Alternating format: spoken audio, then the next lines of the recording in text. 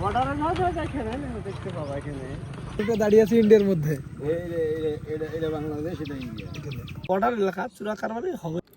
চর মাঝারদিয়ার এ যেন প্রকৃতির নিপুণ হাতে সাজানো একটি জনপদ। জীবনরেখার মতো আঁকাবাঁকা বয়ে চলা এই পদ্মা নদীর কোল ঘেঁষে গড়ে ওঠা একটি জনপদ চর মাঝারদিয়ার।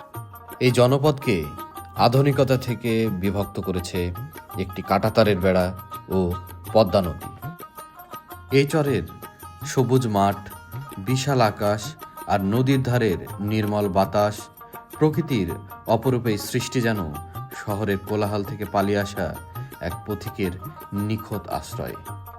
আজ আপনাদের সামনে তুলে ধরব একটি অবহেলিত জনপদের সুখ দুঃখের গল্প, চর মাঝারদিয়ারের গল্প।